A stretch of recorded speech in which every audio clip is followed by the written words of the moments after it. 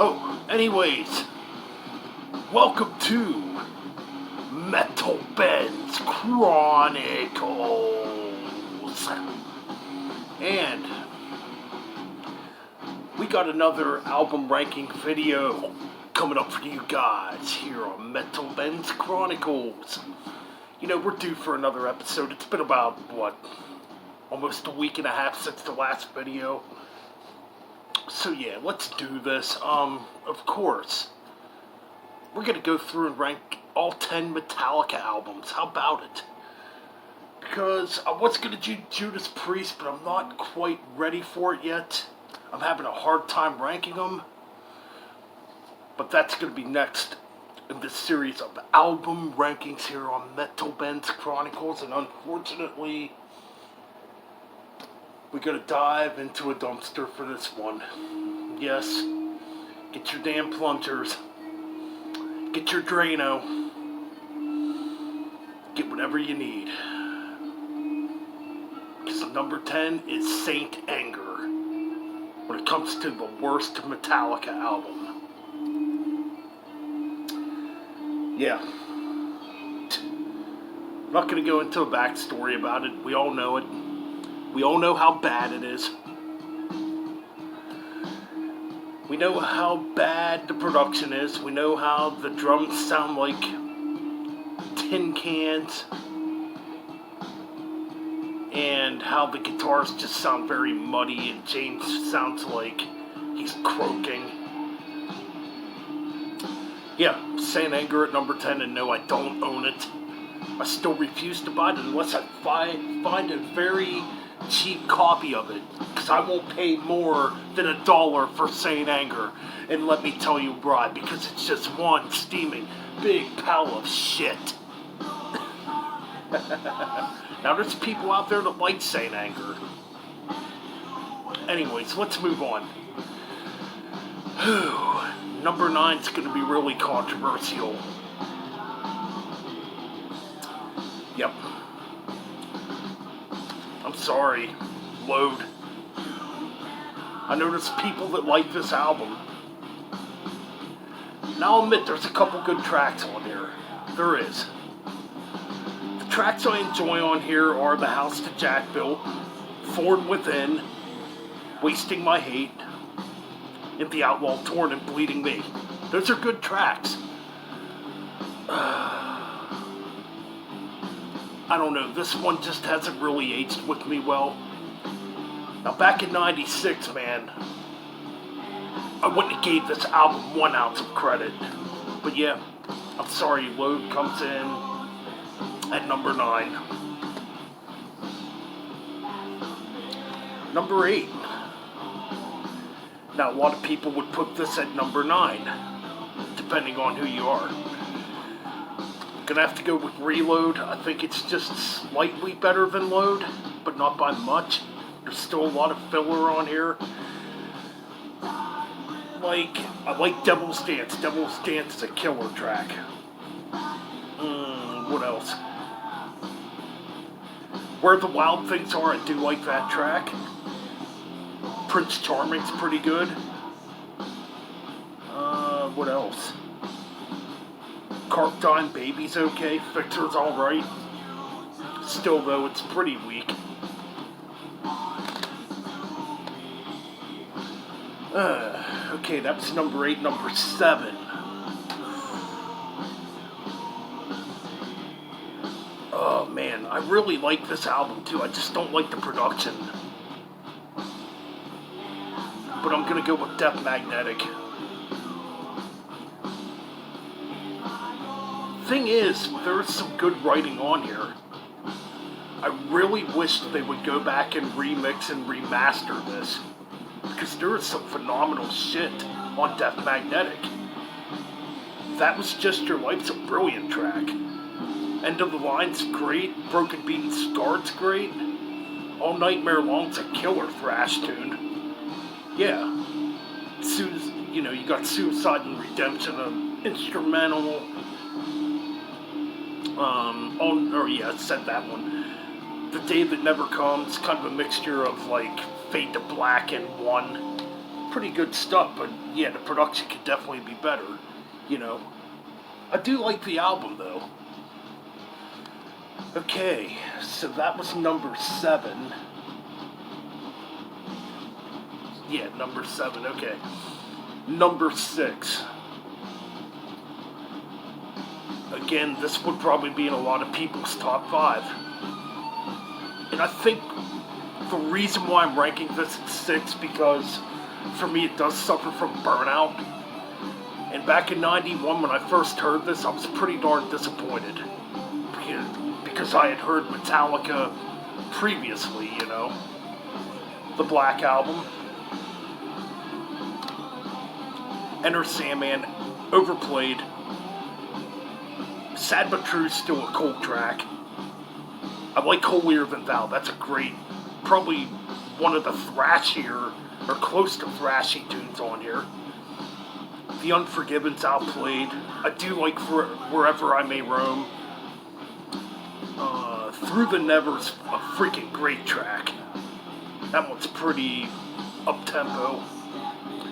Nothing Else Matters is overplayed. Wolf and Man's a phenomenal track. Yeah. I love My Friend of Misery. I wish they would have kept it an instrumental, though. Because that bass line is freaking phenomenal that Jason came up with for it. And The Struggle Within's another pretty fast-paced, almost thrashy tune. Okay, so now we're down to the top 5. Okay, number 5 for me. And man, I'm seeing a lot of people a couple years later kind of ranking this album pretty low, but I still think it's a pretty decent album for the most part. I'm talking about Hardwired to Self-Destruct from 2016. I still like it. I mean, yeah, it's not like a grand masterpiece or whatever, you know, but I like it. And I even like it better than the Black Album. Like Hardwired's a great thrashy tune. I like Atlas Rise. Now That We're Dead, I think it's a great track. Moth into Flame's great. Dream No More, man. Kind of like Sad But True Part 2, you know? Good stuff. Yeah. What else?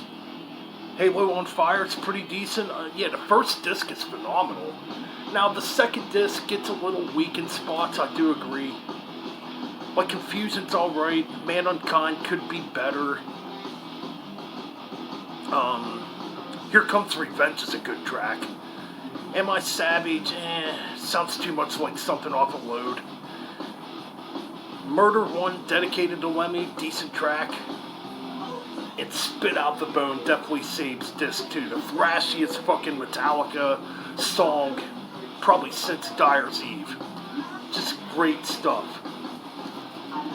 But yeah, that's my number 5.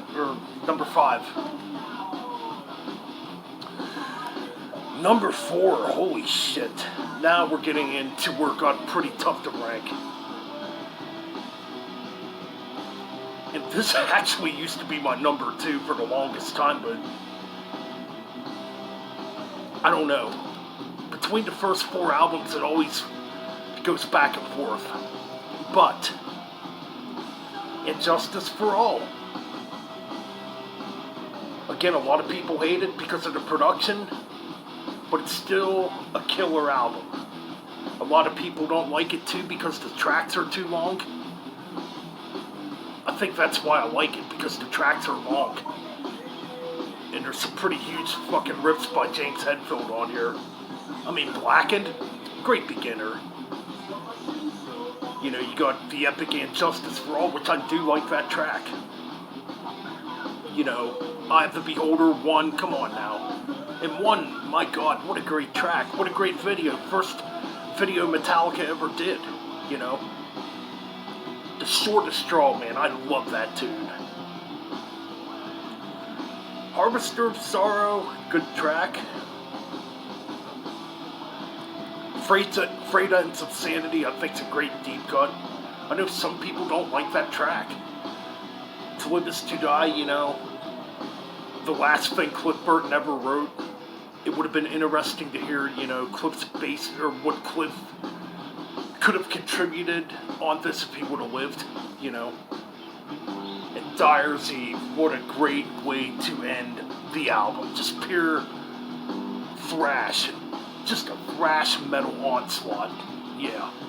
And at that point would have been the fastest Metallica song. So now the top three are going to get pretty controversial, but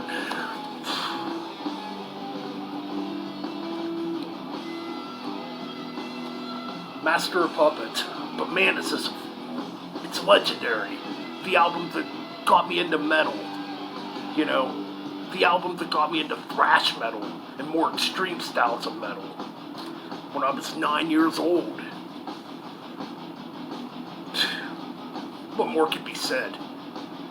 Battery, Master of Puppets, just great thrashy tunes. And you can tell Cliff was all over this album. It's got like a classical feel to it, you know. I mean, I would agree that The Thing That Should Not Be seems like an oddball track on here compared to the other tracks, you know. But it's still a decent track. You know, you got Welcome Home Sanitarium, Disposable Heroes, my all-time favorite Metallica song. Yes. Leper Messiah, Orion, what an amazing instrumental. Need I say more? Great work by Cliff Burton on that track. And the ultimate ender, Damage Incorporated. Because we say fuck it all and fucking no regrets here on Metal Ben's Chronicles. Okay, the last two. Honestly, these two albums could easily be tied. I'm talking about Kill 'Em All. Man, what an impactful album. What a legendary album. The album that really, in a way, began it all. Made bands want to play much faster and heavier. You know, Hit the Lights, The Four Horsemen, Motor Breath, Jump into Fire, Anastasia, Pulling Teeth. Can I say more? What a great instrumental by Cliff Burton. Whiplash, just full throttle, headbanging, speed metal. Phantom Lord, you got that Motorhead punk edge to it. No Remorse, probably my favorite track on, no, that's pretty debatable. What my favorite I know what my favorite track on here is. Seek and Destroy, the anthem on this album. Just killer stuff. Metal Militia. Just straight up thrash speed metal. You can tell Dave Mustaine's writing's all over this. But anyways, yeah, The Four Horsemen would definitely be my favorite track on here. You know, originally called The Mechanics. Yeah, man, pretty much the album that began it all. And number one, you guessed it, Ride the Lightning. Perfect album. The album I listen to the most. I just love the atmosphere on this album. It's so dark, it's so heavy. Man. Fight Fire with Fire, what a thrashy tune. I love the acoustic beginning too. And this is where you can tell Cliff Burton's writing started really impacting the band, because the band just got better on this album compared to Kill 'Em All. You know, you got a lot more epicness on here, a lot more guitar harmonies, you know. Ride the Lightning, what a great track, man. Yeah, and the last album that would have writing credits from Dave Mustaine, yeah. For When the Bell Tolls. Great track, used in Zombieland. Yeah, how about that? Fade to Black, very controversial at the time because, you know, to the purist, a thrash metal band should never write a ballad. But it's a great track, it's a very good track. Trapped Under Ice, such a great deep cut. Lifted from an Exodus song too, one of the riffs. from the Exodus track Impeller, written by Kirk Hammett when he was still in Exodus. Yeah. Escape, a lot of people don't like it, even the band don't like it. I guess it's their attempt at trying to write a hit. I don't know, I don't have a problem with it. Creeping Death. Oh. Definitely probably the greatest song on here. Creeping Death is just so amazing. And we ended with Call of Cthulhu, man. Call of Cthulhu, what a great instrumental. You know, you can definitely tell the beginning of it's Dave Mustaine. Yes. And would kind of be used in Hangar 18, just reversed, you know. Anyways, legendary album. That's my ranking of the 10 studio albums by Metallica. Stay tuned for more. Up next is Judas Priest. Keep it metal.